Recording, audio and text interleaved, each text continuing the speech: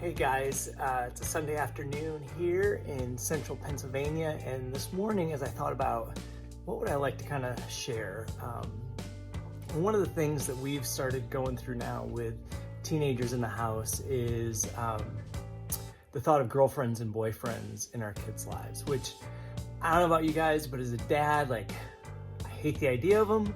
I don't like it. I don't want to have to deal with it. Like, any guy that comes close to my daughters, I just want to take out. Like, it's just a hard thing, and it's something I don't really look forward to. And so both my kids have liked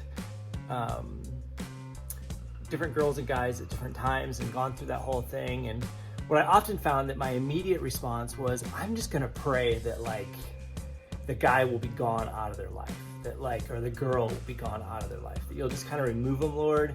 I don't know who they are. I don't really care. Like, I just want them gone.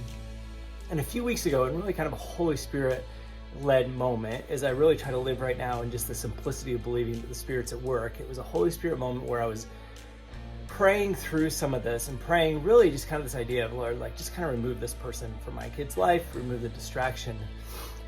And the Spirit convicted me that I really shouldn't pray that. What I should be praying is that this other person would fall so madly in love with Jesus that I would just love for them to be with my son or my daughter someday.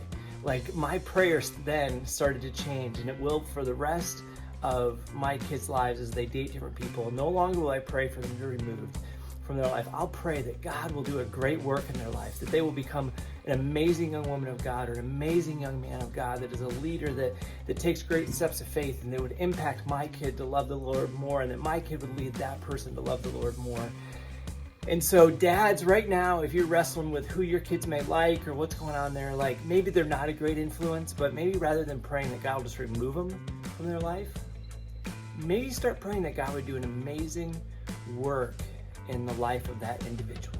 That individual maybe would go from being a negative influence for an amazingly godly influence because they come to love Jesus. So just a simple thing as you begin to deal with dating with your kids, relationships with your kids, all of that stuff, which is just crazy. There's so many different opinions out there, so many different things to work through. I think one thing that we can all agree on is that one thing we can always do is pray that people would come to know Jesus more.